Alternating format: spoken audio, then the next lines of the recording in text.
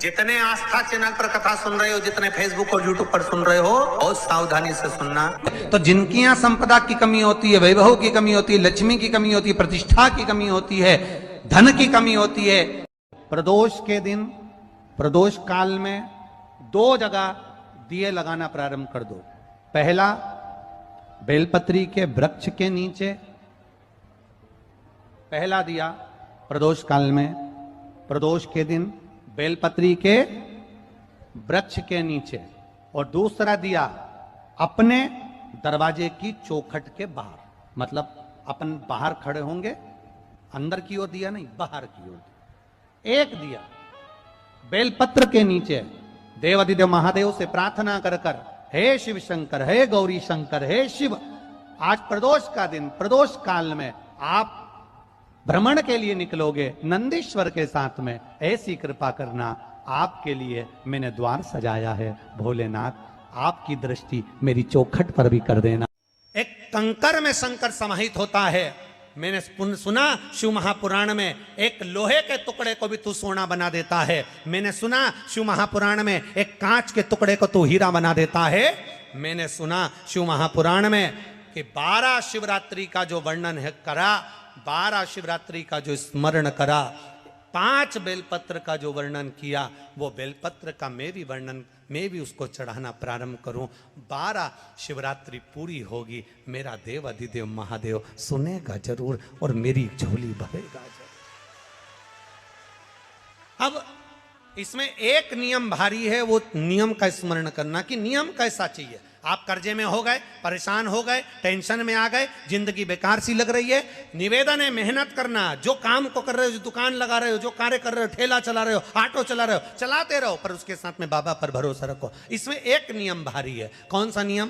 कि मान लो 12 शिवरात्रि में आप 1-2 शिवरात्रि शिव जी के मंदिर पहुंच गए, तीसरी शिवरात्रि पर भूल गए या किसी कारणवश कहीं दूर चले गए, ना जा पाए, तो घर के जितने सदस्य हैं सबसे निवेदन है कि 12 महीने की शिवरात्रि का नियम बना रहे हो तो घर के सभी लोग बेलपत्र चढ़ाने का नियम बनाओ। उसका कारण ये है, घर का एक व्यक्ति अगर बाहर चले भी गया, घर का दूसरा व्यक्ति शिवरात्रि को भूल भी गया, घर का तीसरा व्यक्ति किसी कारणवश काम में लग भी गया, तो घर का चौथा व्यक्ति तो शिवरात्रि याद रखेगा और हमारा नियम पूरा हो जाएगा। नियम पूरा हुआ तो हमारा कार्य पूरा।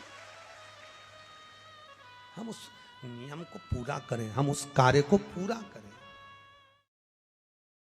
कभी आपको अगर मौका मिले जीवन में और आपके यहाँ अगर सफेद फूल ज्यादा आ जाता हो तो 12 महीने शिवरात्रि आती है 12 महीने शिवरात्रि आती है। आप किसी कामना से अगर शंकर जी की आराधना कर रहे हैं या आप शिवरात्रि पर व्रत करें ना करें, 12 महीने शिवरात्रि आती है। आप प्रयास करना, एक कामना कर कर शंकर जी के शिवलिंग का और शंकर जी की जो जलाधारी है उसका शाम के समय, प्रदोष के समय पर, शिवरात्रि के दिन सफेद पुष्प की पंखड़ियों से शिव का श्रृंगार करना प्रारंभ कर दीजिए। जिस मंदिर में कोई नहीं जाए उस मंदिर में जाकर आप शिव का श्रृंगार करिए, श्रृंगार करो। आप दूसरा सोमवार आएगा, दूसरा शिवरात्रि आएगी ना, दूसरी महीने की जब शिवरात्रि आएगी तो आपको मालूम पड़ेगा कि आपने शंकर का जो पुष्प का श्रृंगार करा था, श्वेत पुष्प की पत्तियों का, सफेद फूल की पत्तियों का, कुंदकेश्वर महादेव के नाम से जो श्रृंगार करा था, उसका लाभ क्या हुआ। एक माता ने तो बड़ा सुंदर भाव लिखा है कि हमारे, अब पत्र ढूंढना पड़ेगा, कि हमारे घर के पास में मंदिर था, उस मंदिर का कुछ नाम नहीं था। पशुपति व्रत कर लिए, आपने ये कर लिया, आपने प्रदोष कर लिया, आपने सोमवार कर लिया, आपने सारे अनुष्ठान कर लिए, बहुत सारे उपाय।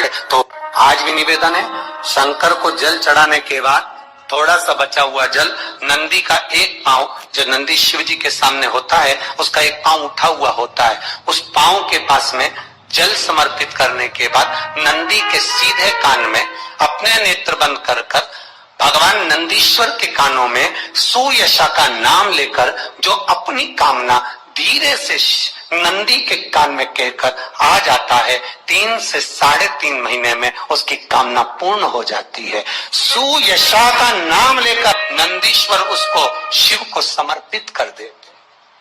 बेलपत्री के वृक्ष के नीचे केवल आप जाकर एक मूंग का दाना या एक चावल, वहीं पर जो कंकर पड़ा हो उसी कंकर को शिव मानकर आप समर्पित कर लोटा समर्पित कर दो। आपको ये नहीं कि माला पकड़ कर बैठना, आपको ये नहीं कि मंत्र का जाप करना, आपको ये नहीं है कि आप मंदिर में जाकर बैठ जाओ। आपने जल चढ़ा दिया, शिव से डायरेक्ट जाकर कर दिया कि मेरी ये समस्या बड़ी विकट है, उसको निवारण आज ही होना है। आप बाबा पर छोड़ दो, 3 घंटा 2.5 घंटा लगेगा मेरा शंकर उसको सुधारने। श्री शिवाय श्री शिवाय नमस्तुभ्यं। दर्शकों, हर हर महादेव। दर्शकों, यदि आप 3 दीप 3 स्थानों पे प्रदोष के दिन या शिवरात्रि के दिन, मासिक शिवरात्रि के दिन प्रज्वलित कर देते हैं तो आपकी मनोकामना अवश्य पूरी होगी और आपके घर में माता लक्ष्मी का आशीर्वाद सदैव बना रहेगा। आप किसी भी मनोकामना की पूर्ति के लिए इस विशेष उपाय को कर सकते हैं। दर्शकों, जो भी हम आपको उपाय बताते हैं, पूजनी पंडित जी की कथा सुनकर समझकर आपको समझाने का प्रयास करती हूँ। इसलिए जो भी भाई बहन चैनल पे पहली बार आए हैं, चैनल को आप जरूर सब्सक्राइब कर लीजिएगा।